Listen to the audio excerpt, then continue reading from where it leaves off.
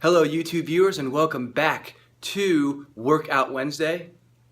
Today I wanted to go over the deadlift and a few different variations of the deadlift. And this is kind of a little bit more of a personal one for me, one that I stress tremendously back in college when I was working towards becoming a professional fitness strength coach. I was deadlifting one day at the campus recreation center and I went too heavy, too fast, got a little lazy in the core and stressed one of the muscles in my low back. And it was one of the scariest things that I have had happen to me. There's been quite a few, but these are one of the ones that stand out to me only because your low back hurts. If any one of you have experienced low back pain, you understand how debilitating it really is just to be able to do your everyday things. I mean, it really does not only just limit your ability to do things physically, but also just mentally, your thought processes, that everything just goes into that pain center. Luckily, I was able to recover from that and have moved on, and actually that particular incident is what got me into kettlebells. So, with that being said, let's go ahead and get into a few variations that I use to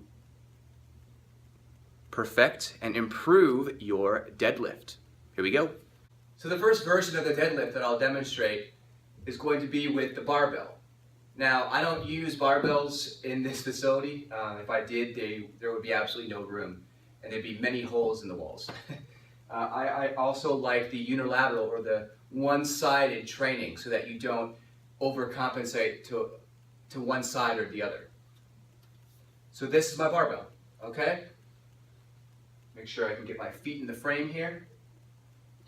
So you want a stance about shoulder width apart. I wouldn't go much wider than that. I'm a big advocate of keeping the feet pointing forward. So they're pointing forward. They're not ducked out, right? I mean, you could do it this way. If you're going really, really heavy, that's fine as long as you're keeping your knees really pushing out the outside. I like the form and the different benefits that you get from doing most, if not all, of your exercises with as straight feet as possible. It's going to help with your gait, your run, your walk.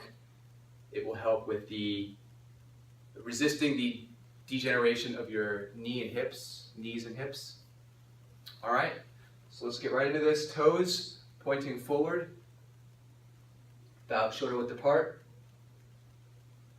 I like to grab the bar right outside of my hips or right outside my ankles. So you would initially start here, right?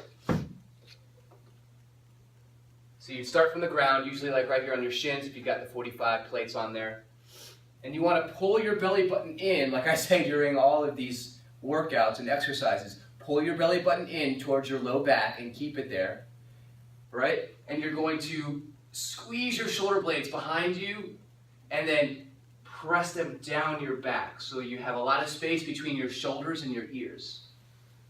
Now from here, you want to pull the tension up on the bar so you're not yanking on it. You want to already be kind of tight, almost like there was a string between your hands and the bar. That string is tight, so there's no slack. Right belly button's pulled in, butt's pointing backwards, and my shoulder blades are squeezed behind me and down my back. I'm going to take a sniff in, hold it, belly button still pulled in, and I'm going to come up.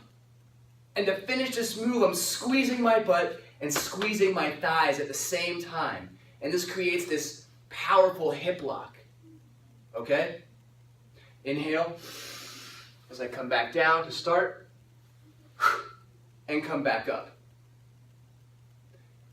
Now for those of you who are looking for just strength and aren't necessarily looking to increase your muscle size or hypertrophy, you can come up and drop the bar if your facility allows that. I know that's a big CrossFit thing. So that's also a thing. but you get a lot of muscle tear down, which will help with muscle buildup and muscle building as far as size or hypertrophy is concerned, if you bring it back down, slow and controlled. All right? So that is the barbell. The next thing are kettlebells. So it's the same setup, core pulled in, shoulders back, behind you and down towards your hips. Except this time, instead of having the bar really close to your shins the whole time, you're actually going to have the kettlebell like right at your toes. So it's almost the same thing, but it's a little further back as far as where your center is, because you'll finish with the kettlebells right by your side. Again, same lockout, squeezing the butt, squeezing the thigh muscles at the same time, keeping the belly button pulled in throughout this whole exercise. So I'm going to breathe in, breathe out. Right? Let's show it from the other way. So get them lined up. So this is the SuiteCase deadlift with either with either dumbbells or in this case kettlebells. All right? So I'm coming down here. I'm looking kind of straight ahead. I like to keep my neck flat so it's not kinked with my back. So belly button's pulled in, shoulders back and down, chin's tucked or looking down at the floor. Get my shoulder width here. Inhale. And come up. Inhale back down. And come back up. All right?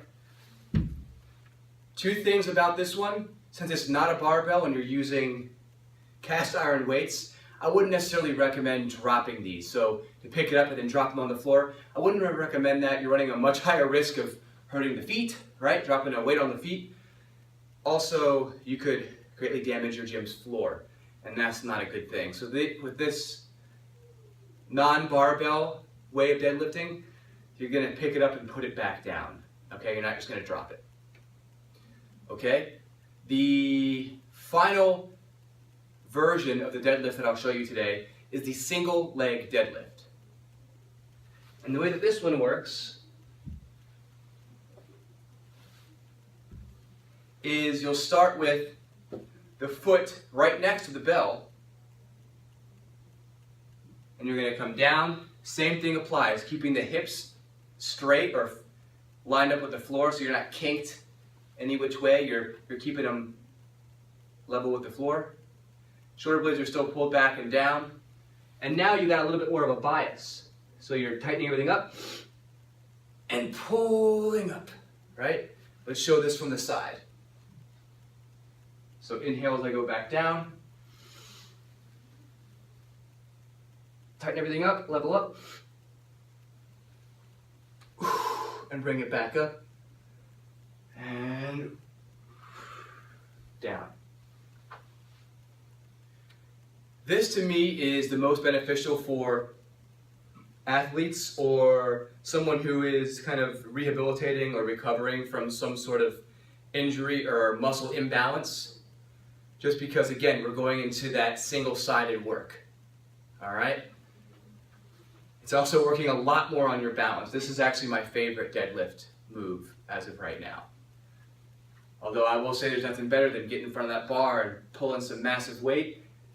This is much more functional, much more beneficial from my point of view as far as a holistic approach to your overall health and well-being. So that'll do it. That is the deadlift and a few versions of it.